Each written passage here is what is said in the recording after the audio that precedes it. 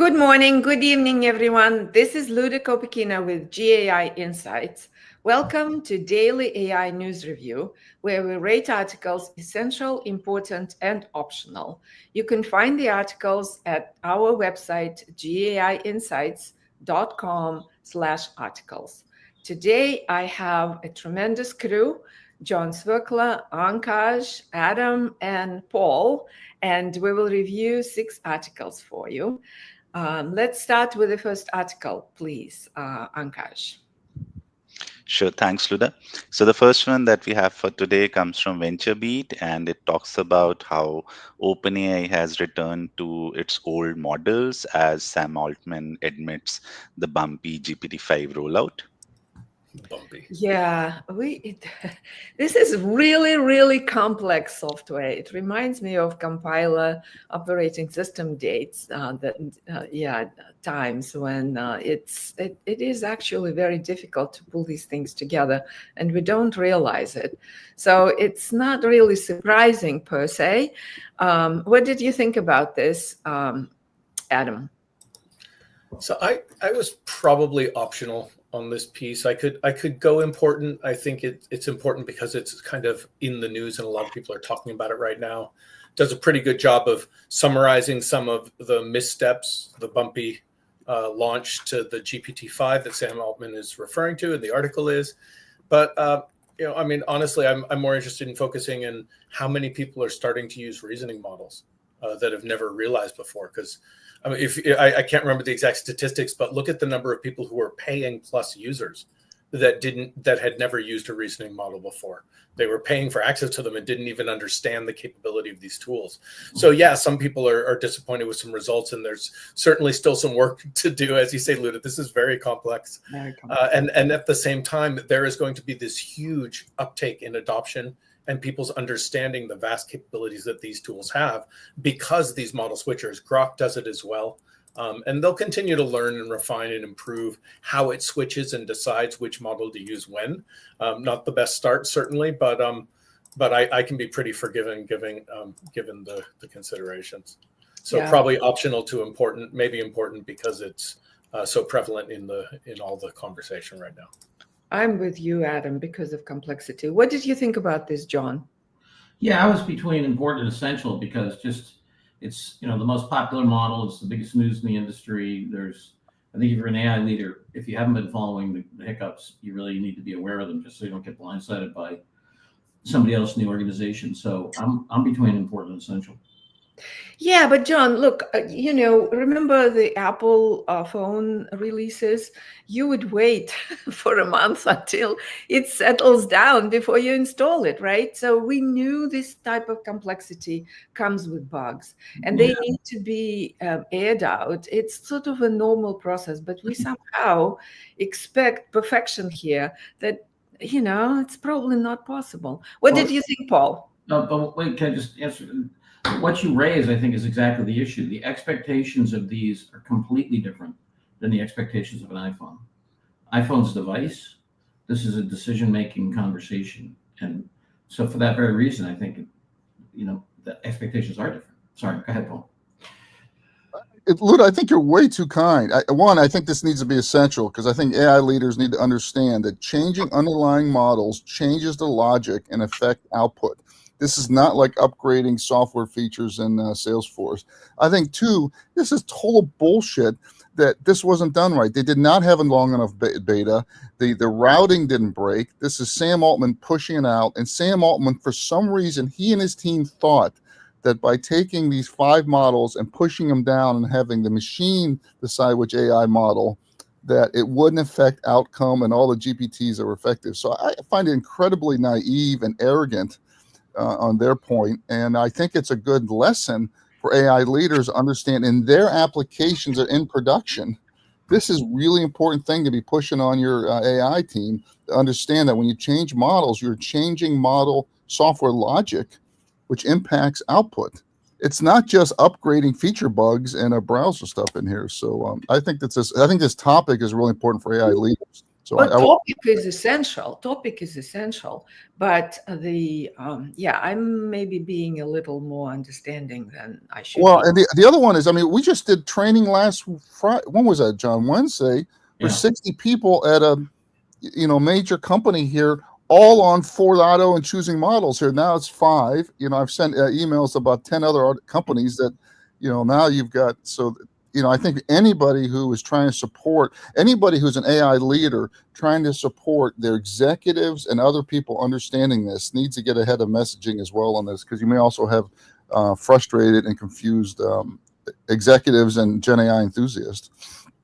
Okay, so Ankash, we have 2 forgiving folks and 2 going essential folks. What do you think? I'm with Paul and John on this, Luda, so I'm essential for this. And there's an added reason which I think maybe made Sam Altman introduce this self-switching thing. I think they were trying to save on costs somewhere between the non-reasoning and the reasoning models. So essential on this one. Yeah. I think to that point, I'm personally, as an individual user, I don't know if you guys, I'm really frustrated because I either want speed or thinking, and I want to decide what lane I'm in, and 5 kind of like bumps decides for me, and that's really frustrating. That is frustrating, Paul. And moreover, when you work with 5.0, it takes it works on it, and then it hangs because it can't complete the task because it's sitting somewhere that you don't even know where it got confused. So yeah, from that perspective, okay, essentially it is. Paul, Grok actually gets that right because it defaults to auto, and it's just a drop down, and you can pick the one you want. Well said. Right. So there's a solution there. Thinking mode or not. Sam didn't do it. And if Sam would have done even a week of beta testing, the users would have come back loud and clear on this here. So this is trying to, it's too much confidence in the $12 billion of revenue is my mind. Yeah. Okay. Brenda agrees with you guys. Essential it is. Let's proceed, Ankash. Okay, the next one comes from HBR, and it talks about the hidden penalty of using AI at work. Yeah, a thought-provoking article. John, what did you think about this? Yeah, I'm on the border between important and essential in this. I like it. It's got a very interesting study showing that if software programmers admit, well, first of all, it's a large minority of software programmers in this particular organization who have adopted AI, even though there's been a big push by management. And generally, the people who are not adopting, generally, on average, tend to be older and more experienced and male. And so there's that. Then they looked at the review by the senior folks of the more junior folks' capability and performance. And they found that there's so it says here, a 13% reduction for female and 6% for male engineers. So if I on average, if I admit, quote unquote, that I used AI to help, I will get a 6% lower rating. If I'm a female, I'll get a 13% lower rating. Now that's confounded with the fact that male engineers tend to rate male engineers better than they rate female engineers. So there's a little bit of correlation in that in there, autocorrelation with another factor of just gender bias. It goes through this, and I think it's a huge deal. And they give some good examples of other organizations, but this is based on, I forget, the thousands of 1,000 plus data points here. So I thought it was very interesting, and what immediately came to mind is, a lot of times, organizational change folks talk about the permafrost of middle management.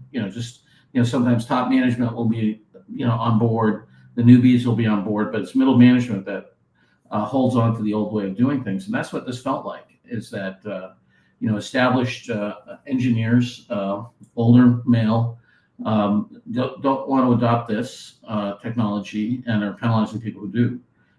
So I thought it was an important or essential read. And then it gives some good examples of folks who, kind of get over that hump and made the use of AI in software development the default, part of the culture. So I'm on the fence, but at least important. Okay. Important, essential from John. What did you think about this, Adam? I would give it an important. It's thought provoking. It's definitely something to consider. It actually sheds a lot of light on the idea of bias, social bias, and the true barriers in the workplace to adoption. If people are worried about their reputation, or it's going to cause larger workplace inequality. So it's important for people to understand this. I wouldn't say it's something that if they didn't get to till this weekend, or at some point when they can catch up on some reading, then they're going to be fine. So probably an important, not an essential read for me.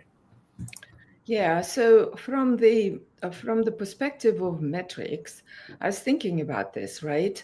In some sense, so I agree that the article provides a lot of material for deep thinking of how you want to position it within your company. And I'm glad that these researchers got into the process and the process metrics. So in this company, the software engineers had to flag that they're using AI, and it was known who is doing it, right? So it is essentially a situation when there was a lot of non-public data, right? But you get what you measure, and they really didn't measure the impact and whether the software that was developed one way or the other works or not.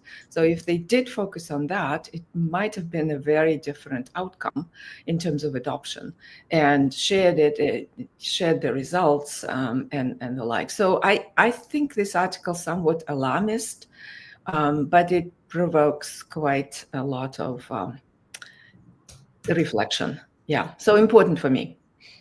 What did you think about this, Paul? Yeah, important. I mean, I think this is change management 101. Beware of your blind spots. Make sure you're going after the most politically influential skeptics and see if you can convert them over there. I think that's 101 reminder for everyone. So important. Okay. Ankar's going important. Important, Luda. Okay. Important it is. Let's proceed. Okay, the next one comes from Microsoft, and it's a case study about how Aditya Birla Capital brings down GenAI operating costs by 40% with Azure. Yes.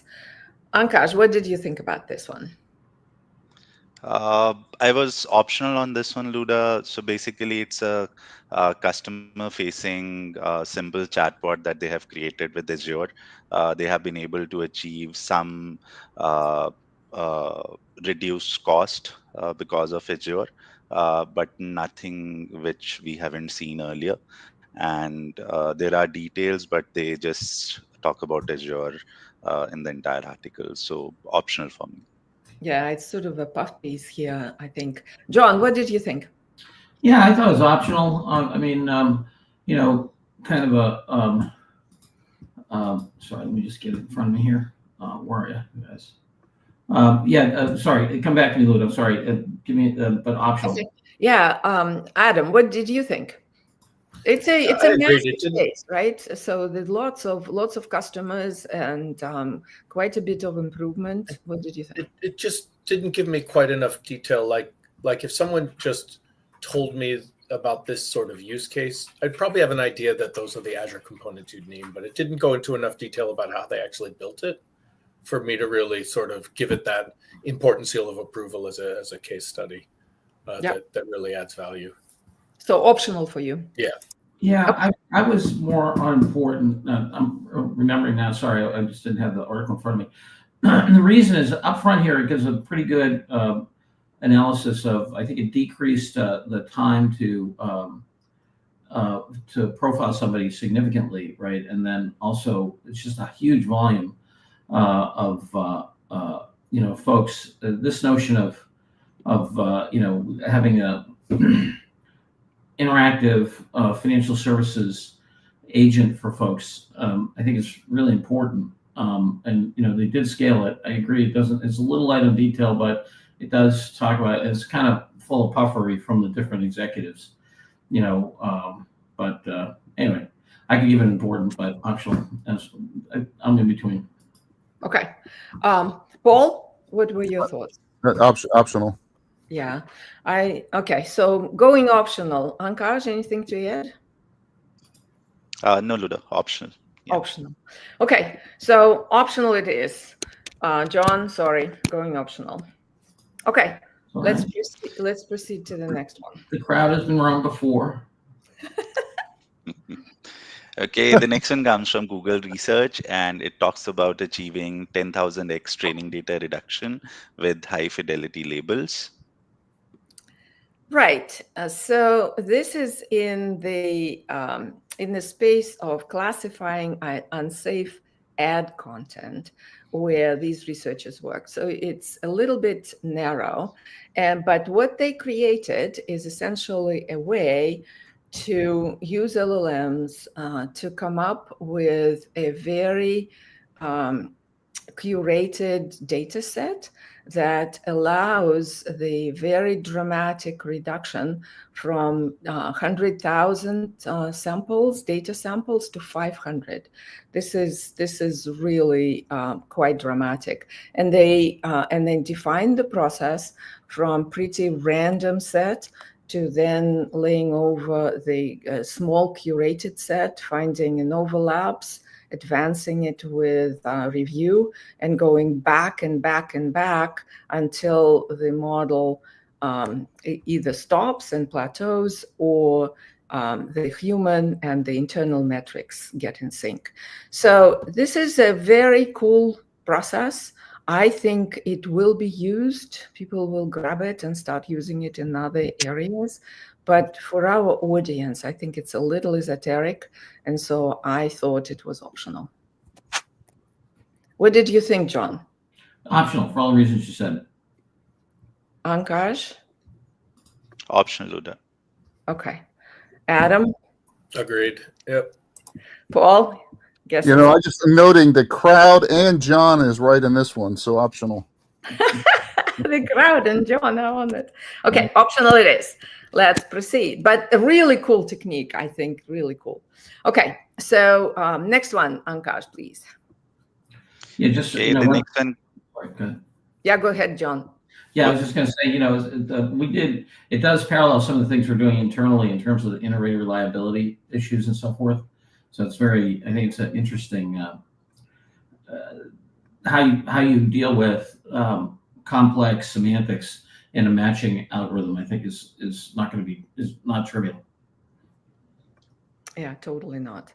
Okay, proceeding, Ankash. Yeah.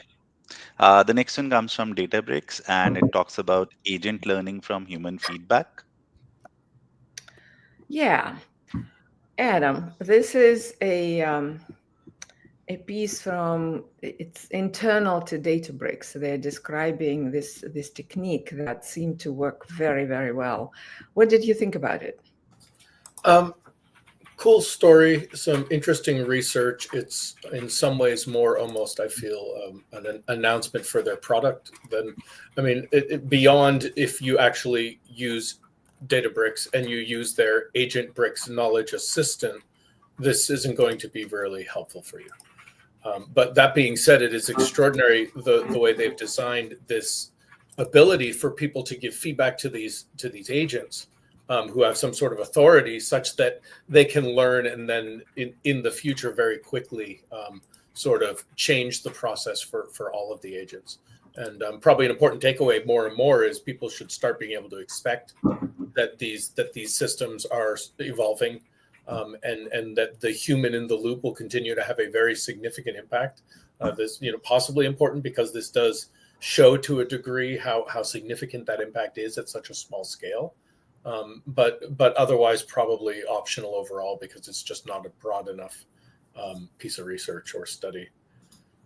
Yeah, this notion of evaluation even in the preceding article, they specifically pulled out a specific metric that made the distinctions much better than regular LLMs do. So here it's two things. It's understanding the context and then changing the structure of the underlying framework to actually take into account the human feedback. They don't they don't talk about it in detail at all, right? Actually, pretty much not at all, but it's an important area, the evaluation function for these LLMs. What did you think about this, John? Yeah, optional, not, and also I thought, Databricks should study some of the AWS case studies just in terms of the way it's laid out and argued and so forth, but optional. Okay. Optional, Paul? Yeah, I just want to highlight Luda thought it was promising, but validated internally at Databricks. Still early stage. Also optional. I agree with Luda. Okay. Thank you, Luda. Thank you, Paul. Ankash, okay, optional? Yes, Luda, okay with optional, but I think this concept may be important to essential. So, Paul, John, if you remember the conversation that we were having with our client, where we were discussing about the manufacturing industry and how a lot of workers are retiring, and the knowledge that they have, it's difficult to impart that to younger workers. And maybe this method might be useful to give that knowledge to these agents. So, I think important concept from that perspective. The concept, certainly, if we had a little bit better understanding of how they got it to stick internally, because you can give it, right? But then it doesn't necessarily stick through. Okay, so going optional for now. Yeah, John? Not to sound like Gary Marcus, God forbid, but they are in a lot of ways, the folks who are building these large language models are doing a bad job of recreating a whole bunch of stuff about knowledge engineering that was really explored in a lot of depth in the early 1980s. In terms of how you elicit information from experts, how you create a semantic model in the context of that, and we're headed that way, but it's kind of painful to watch sometimes people not even go look at the stuff that's already known. Agree. But optional it is. Let's proceed. So important concept. It will evolve, and it's evolving in front of our eyes, however painfully. So, but the article doesn't call it out. So optional. Let's proceed to the next one. Ankash, please. Okay, the last one that we have for today comes from AWS and talks about how Amazon Bedrock powers next generation account planning at AWS. Yeah.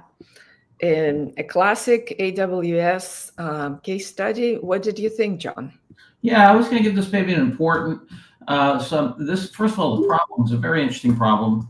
I was chief marketing officer at PwC for a while and Pricewaterhouse, and this issue of getting ready for an account is just a central issue in any kind of business-to-business organization. And the fact that they, can radically improve the quality of the communication and the quality of the output. I forget the exact statistics. Is like 30-40% decrease in time, 20-something% increase in quality of of these things. And how do they get those numbers? Who cares? I mean, it just this is such a critical issue for at-scale business-to-business players, and it is. Anyway, I won't bore you guys with the whole thing where I was trying to automate more of it in terms of assessing the account, and so we were buying some software and doing this, and but this is a hugely important issue for businesses. We have a client that we will use this example with right away because this is central to their business-to-business marketing. So it's pretty well written. I would love to have more. It is. What the heck? It's the cobbler not only selling his own shoes, but telling you about the leather and the bindings and everything. So I mean, it's promotional, but it's such an important area, and the way they went at it, I think is pretty cool. So. Yeah. So it is from the inception, this bot delivered 37% improvement in quality, in plan quality, and decreased the time by 52%. Yeah, I was remembering it too low. Yes, almost 40% on quality. Yeah, Quality. Again, how do you assess quality? Whatever, I'm sure it was better having done a ton of these things. And I mean, talk about where in business-to-business marketing, this is probably the most important activity after solving problems for your customer. Yeah, and so this is an improvement on their original Pulse, where they released it in January 25, and I think there was a case that we reviewed some after it was released. Yeah. So this is the iteration 2, and then at the end they talk about iteration 3, whether they will take these plans and start feeding it back on implementation of what has been done, what hasn't been done, how well it was done. So it's sort of completing the loop. That would be extremely powerful. So we might see another case from AWS on that. What did you think about this, John? Paul, I'm sorry. Okay. I agree. Nothing to add. Good conversation. I agree with John. This is really, really important area. And I think this is like one of the many things, John, 5 years from now, we won't see RFPs going out that don't have a video on it and emotional content here. 5 years from now, maybe 3 years from now, we won't see a non-AI assisted account planning here because there are just so many value add, and it's really important. It's high leverage. Lucinda is asking whether this applies cross without AWS being the in the background or the core system.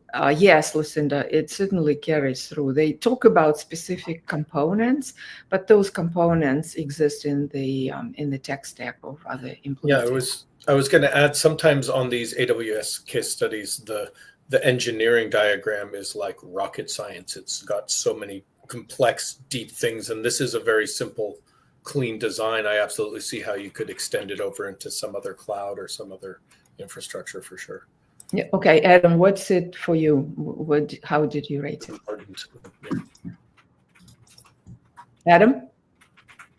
I said I'm good with important. Yeah, thank you. Oh, okay. Sorry. And Ankash, going important. Anything to add? No, Luda. Important it is. Okay. So important it is. As Ankash prepares the final chart, any announcements, Paul, John? I just put a thing in the comments here. It's an old article I did back in the 80s about expert systems knowledge engineering and their impact on businesses. And through the magic of the internet, it's available to you all. So anyway, I put that link in there for the interested. Thank you, John. Announcements, Paul? Couple announcements. Tonight's Learning Lab, John's going to be covering China versus U.S. arms race. Is it bigger than the space race? We argue it is, and why it really needs to be on the radar screen of AI leaders. Second is I encourage everyone to like and subscribe, particularly on YouTube. That's really helpful for us to continue to grow this this great show that we're marching towards our 400th episode, which Ankash, I think, might be in a week or so. So we really want to celebrate that. And then lastly, the excitement around GA World continues to grow. It's September 29th and 30th in Boston here. We've really got some momentum. IBM signed up as a sponsor. Forbes is a sponsor. Tickets are selling through the weekend here. We just added 2 executives from Nissan as speakers. So if you're able to attend, please check us out. We do have a cheaper price that grows up August 15th. So buy before then if you can. Yeah, and we're going to have a Women in AI breakfast as we did last year. So if you're listening to this, please join us at that breakfast. It was a really cool event. We'll be better this year. Okay, Ankash, the scorecard. Okay, we have 1 essential, 2 important, and 3 optionals today. Thank you very much for listening. Thank you for commenting. Ashish, Lucinda, Brenda, really appreciate it. Thank you, and we'll see you tomorrow. Thank you, everyone. Bye, everybody.